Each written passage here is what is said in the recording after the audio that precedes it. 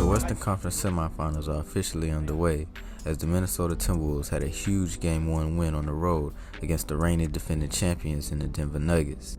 And as I rewatched Game 1, I can say that Game 1 went exactly how I expected it to go. And in this video, I'll be telling you exactly why I expected Game 1 to end up how it did, and just what can you expect going into Game 2 later tonight, and what to expect out of the rest of this entire series going forward. Don't forget to leave a like and subscribe. Hope you guys enjoy, and let's get right into it.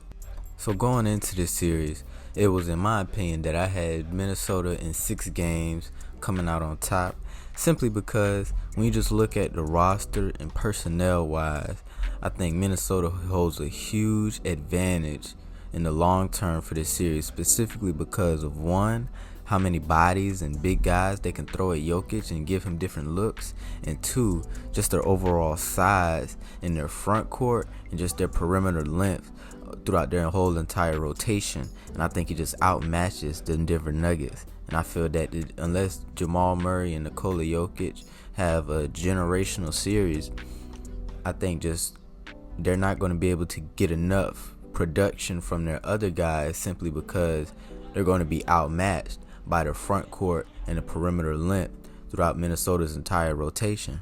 And I also feel that when you're going with the expectation of just Anthony Edwards continuing to perform and play at the level he's playing at, by being ultra aggressive, by being that killer on the team, and just going out and taking control of everything offensively, and especially taking up that mantle defensively by locking up, Michael Porter Jr. or guarding Jamal Murray, or just whoever he needs to guard in certain stretches, he'll do that, and he'll do it at a high rate and at an extreme level. And especially when you take into account that they've won Game 1 and they stolen home court advantage from the Nuggets, I think they have primed themselves to winning 6 games just like how I expected and predicted them to do, simply because I think they had to find a way to split that on the road, simply because I don't think they're going to continuously beat Denver on their home floor. So I feel like they needed to split one of these first 2 games, and I think that as long as they protect home court and they win those 2 games, they'll go up 3-1.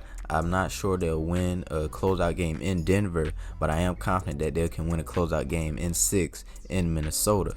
And another reason why I have them winning in 6 is because I don't think you can't let Denver get to 7 games and a game 7 on their home floor, and from then on everything's off the table at that point.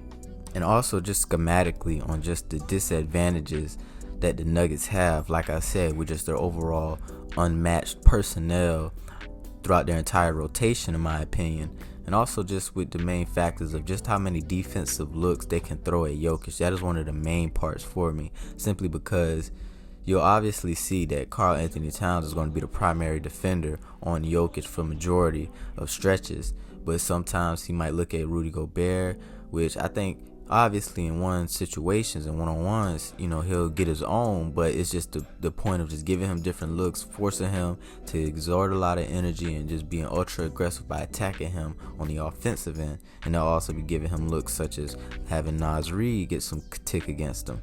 You might even see sometimes where he'll have Kyle Anderson guarding against him. And I think those are just a lot of size, and just a tribute to their size and just how much personnel they have specifically for, a big lineup, and just being big and playing ultra big and aggressive on the defensive end.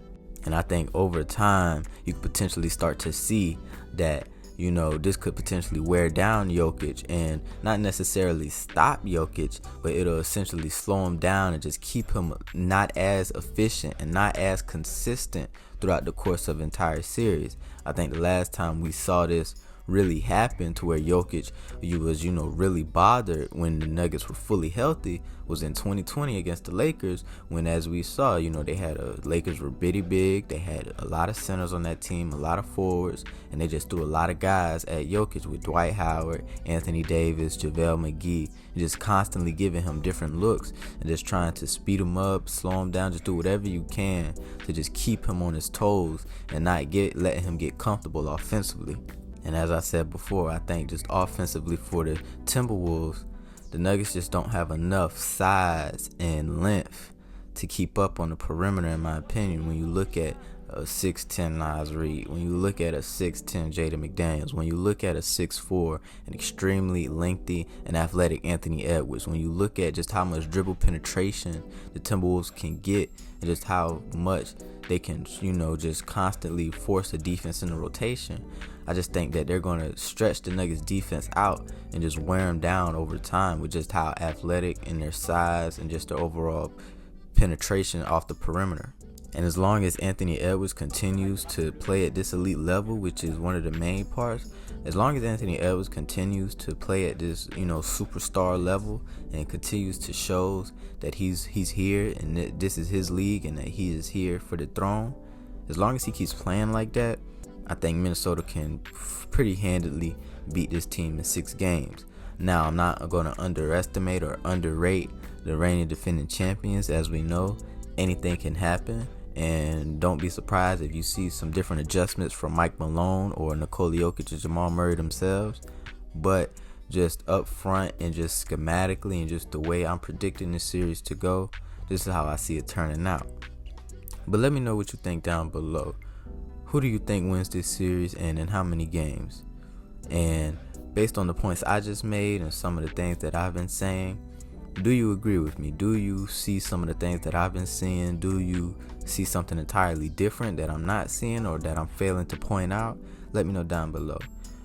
Don't forget to leave a like and subscribe. I hope you guys enjoyed. Peace out.